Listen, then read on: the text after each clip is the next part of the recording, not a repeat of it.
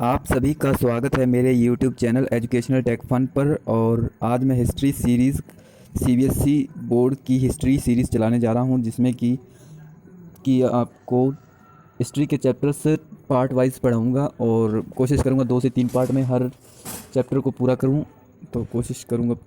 इससे पहले भी मैं हिस्ट्री की कुछ वीडियोस चढ़ा चुका हूं, जो कि मिडवल इंडिया हिस्ट्री और एशियंट हिस्ट्री के बारे में जो शॉर्ट शॉर्ट वीडियोस बनाई थी मैंने, और उनको भी टॉपिक वाइज कंप्लीट करूंगा। और पहले मैं चाहता हूं कि सीबीएसई बोर्ड की जो 15 चैप्टर हैं उनमें से धीरे धीरे करके सभी चैप्टर को कंप्लीट करने की कोशिश करूँ। तो टाइम वेस्ट ना करते हुए चैप्टर को शुरू करते हैं, जिसका नाम है ईंटें, मनके तथा अस्थियाँ।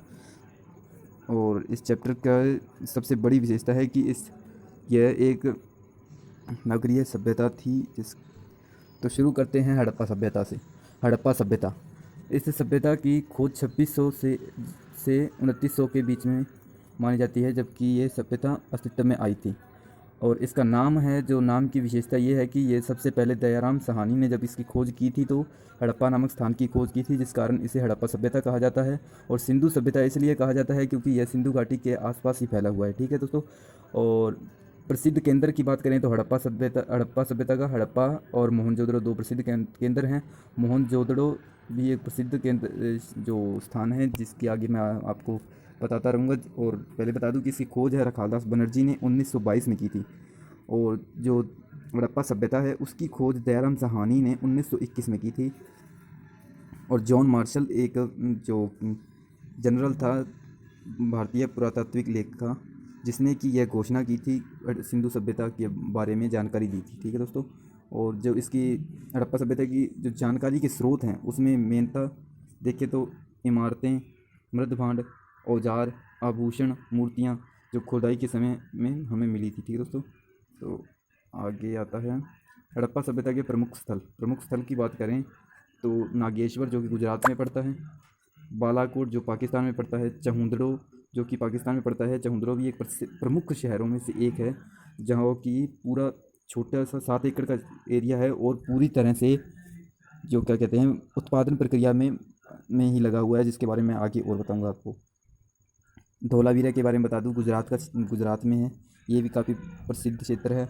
लोथल जो कि गुजरात में है, कालीबंगन जो कि राजस्थान में है, बनावली ये हरियाणा का है, और राखीगढ़ी भी हरियाणा का है। भारत में अवस्थित हड़प्पा सभ्यता का सबसे बड़ा स्थल राखीगढ़ी ही है। और हड़प्पा सभ्यता का सबसे बड़ा स्थल के नाम जो है वो है वो कि पाकिस्तान में है, जिसका नाम है मोहनजोदड़ो। तो मैं आपको मैप में कुछ दिखाने की कोशिश करता हूँ। आप देखिए ज़रा, जैसे कि आपको नॉर्थ में दिखाई दे रहा होगा मांडा, जो कि JNK में दिखाई दे रहा है। तो सबसे उत्तरतम एरिया है उसे मांडा, जो इसकी सीमा है, सबसे उत्तरी सीमा। और जो इसका पश्चिमी एरिया है, पश्चिमी पॉइंट है, वो है सुतकांगे डोर। और जो इसका हड़प्पा सभ्यता का पूर्वी क्षेत्र है उसे कहते हैं, शायद आलमगीरपुर होगा जो कि यहाँ पर है, उसे मैं दिखाने की कोशिश। हाँ, शायद इधर दोस्तों आलमगीरपुर है और यहाँ पर है दयामाबाद। थोड़ा सा कन्फ्यूज़न है दोस्तों, क्लियर कर लेना इसको, मुझे याद नहीं आ रहा है। शायद ऐसा ही होना चाहिए कि यहाँ पर दयामाबाद आलमगीरपुर होगा और यहाँ पर होगा दयामाबाद। बाकी देख लेना दोस्तों, मुझे थोड़ा सा कन्फ्यूज़न है इसमें। तो आगे चलते हैं, आगे क्या चले पहले मैं आपको बता ही दूँ। उसके आगे जो हड़प्पा है वो रावी नदी पर आपको दिखाई दे रहा होगा। ठीक है। और कोट दीजी एक प्रमुख स्थल है, कोट दीजी को आपको दिखाई दे रहा होगा। मोहनजोदड़ो देख सकते हैं, सिंधु नदी के राइट साइड है। ठीक है दोस्तों, राइट साइड है। और चहुंदड़ो को भी आप देख सकते हैं, जो कि सिंधु की नदी की एक शाखा पर है। ये देख सकते हैं, चहुंदड़ो आ गया। ये धोलावीरा को आप देख सकते हैं। ये नागेश्वर प्रमुख जो क्या कहते हैं बंदरगाह स्थल था। रंगपुर, लोथल और मेन जो प्रमुख है उसमें राखीगढ़ी आ गया, बनावली आ गया, कालीबंगन आ गया, मांडा तो आपको बता ही दिया है। तो ये कुछ प्रमुख स्थल थे जो कि मैंने मैप के माध्यम से आपको बताए हैं। और इसके बाद चलते हैं पुरातात्विक संस्कृति शब्द का अर्थ क्या है। तो कुछ फ्रेंड्स हैं जो कि नहीं जानते होंगे पुरातात्विक संस्कृति किसे कहते हैं। ऐसी वस्तुओं का समूह होता है दोस्तों, जो कि एक विशेष शैली का होता है और एक साथ होता है और एक विशेष भौगोलिक मतलब कि एक स्थान से संबंधित होता है, भौगोलिक क्षेत्र से संबंधित होता है और एक कालखंड यानी कि एक टाइम पीरियड से संबंध रखता है। उसी उसी वस्तुओं के समूह को क्या कहते हैं? पुरातात्विक संस्कृति। जैसे कि हमें इमारतें, भवन व मृदभांड, आभूषण जो चीज़ें मिली हैं, ये पुरातात्विक संस्कृति के अंदर ही आती हैं। इसी को कहते हैं पुरातात्विक संस्कृति। अब मुझे लगता है कि आपको भूलना नहीं चाहिए, क्योंकि जो बुक्स की लैंग्वेज होती है वो थोड़ा सा हार्ड होती है, इसीलिए समझना थोड़ा मुश्किल हो जाता है। मैं कोशिश करूँगा आपको जो क्या कहते हैं, अच्छे से अच्छे शब्दों में और ऐसे शब्दों का प्रयोग करूँ कि आपको समझ आ जाए। तो इसकी विशेषता मैं आपको बताऊं कि यह एक नगरीय सभ्यता थी और नगर निर्माण योजना थी, जिस योजना इसकी विशेषता थी क्योंकि ये ग्रिड पद्धति में होता था, जिसमें दुर्ग होता था, निचला शहर होता था। दुर्ग दुर्ग अमीर लोग होते थे और जो निचला शहर में नॉर्मल लोग होते थे जो कामकाज करते थे। और दुर्ग की विशेषता यह थी कि वहाँ पर सार्वजनिक भवन होते थे, स्नानागार होते थे, अन्नागार होते थे, उनके बारे में भी आप जानते ही होंगे। और सबसे बड़ी जो इसकी विशेषता है वो थी जल निकास प्रणाली, जो कि गलियों की नालियों से, सड़क की नालियों से आगे खड्डे से और ऊपर से उन्हें बंद किया होता था। साफ़ सफाई भी अच्छी होती थी, इसके बारे में भी आप जानते ही होंगे। और अनाज की बात करें तो यहाँ पर गेहूँ मिला है मुख्यतः, ठीक है, जौ मिला है, दाल मिला है, सफ़ेद चना मिला है। जानवर में भेड़ होगी, बकरी होगी, भैंस होगी, सूअर होगी। लिपि में देखें तो भाव चित्रात्मक लिपि थी, जो कि दाएं से बाएं और फिर बाएं से दाएं इस तरह लिखी जाती थी दोस्तों। और इसके बाद आता है बाट। जो बाट होते थे वो आभूषणों की माप तोल के लिए बनाए जाते थे और इनकी एक विशेषता ये थी कि यह चर्ट नामक पत्थर से बनाए जाते थे, जो कि अक्सर क्वेश्चन में पूछ लिया जाता है, 1 नंबर के क्वेश्चन में, ऑप्शनल क्वेश्चन जो क्या कहते हैं ना, जो MCQ वाला क्वेश्चन होता है ना, उसमें आपको पूछ सकते हैं। तो ये भी ध्यान रखना। और आगे चलते हैं, हमारे टॉपिक है उत्पादन केंद्र। उत्पादन केंद्र के लिए आपको मैंने बताया था कि चहुंदड़ों में मनके बनाए जाते थे, शंख बनाए जाते थे, मोहरें बनाई जानी थी और धातु कर्म किया जाता था, ठीक है। और इसी तरह मनके थे जो कि कर्न पत्थरों से बनाए जाते थे, जिसमें कार्नेलियन होता था, जैस्पर होता था, सफ्टिक होता था, क्वार्टरजाइट होता था, सेल खड़ी होता था। और धातु की बात करें तो धातु में तांबा आता है, कांसा आता है। इसके अलावा शंख, फ्यांस, पक्की मिट्टी आदि का उपयोग करके वस्तुएं बनाई जाती थीं चहुंदड़ों में, ठीक है।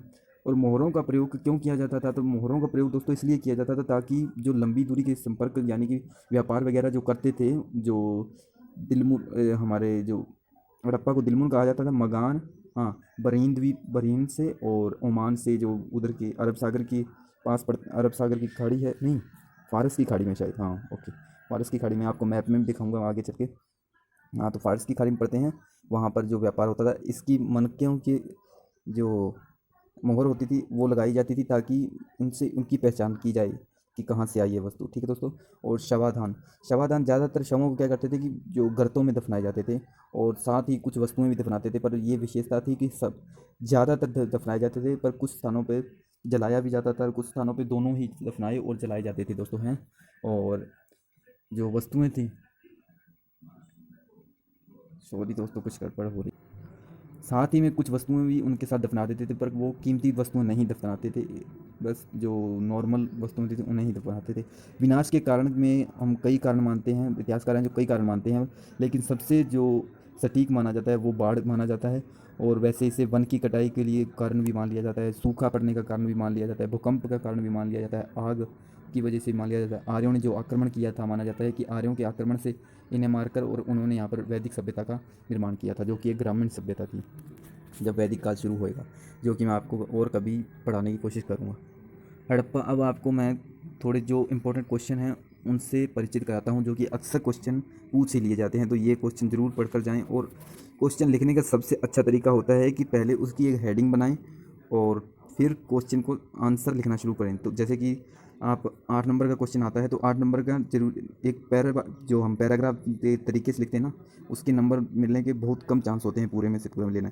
अगर पूरे में से पूरे नंबर चाहिए ना दोस्तों, एक तो आपकी राइटिंग अच्छी हो, अगर राइटिंग अच्छी नहीं है तो क्या करना है कि पहले एक टॉपिक लेना है, उस हेडिंग बनानी है, हेडिंग बनाने के बाद 2 लाइन की उसकी जो विस्तार से लिख देना दोस्तों। और इसी तरह से 8 नंबर के जो है 8 पॉइंट लिखने हैं, और एक कोई और एक्स्ट्रा पॉइंट बना सकते हैं तो वो भी बनाएं, पर 8 पॉइंट ज़रूर लिखें दोस्तों, तभी मिलेंगे आपको 8 में से 8, क्योंकि ये हकीकत है। और मैंने भी इसी तरह एग्ज़ाम में जो मार्क्स लाया था इसी तरह, क्योंकि मेरा वीक पॉइंट यही था कि मैं थोड़ा सा राइटिंग में वीक था, राइटिंग मेरी थोड़ी सी अच्छी नहीं है, इसी कारण मैंने भी ऐसे ही पढ़ा था दोस्तों।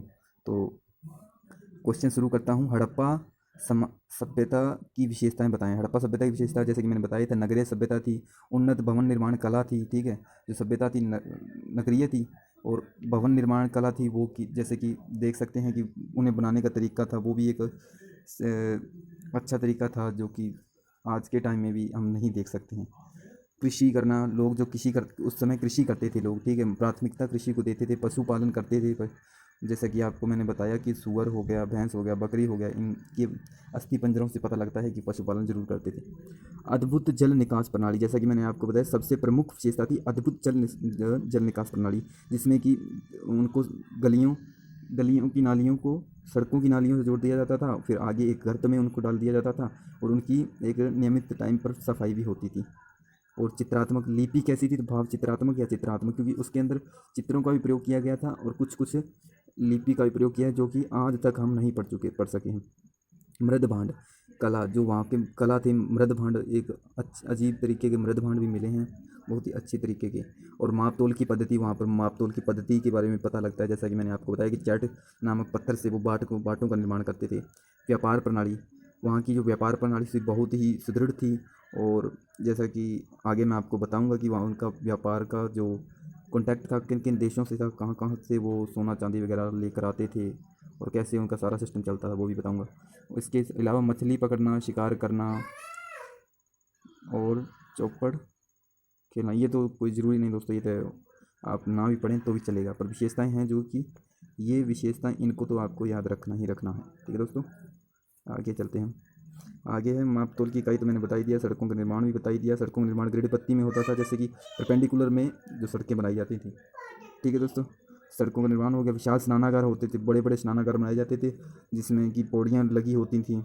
और शवाधान प्रणाली भी आपको मैंने बताई है, आगे पीछे बता चुका हूँ, तो ज़्यादा विस्तार से मैं नहीं बता रहा हूँ। आगे चलते हैं।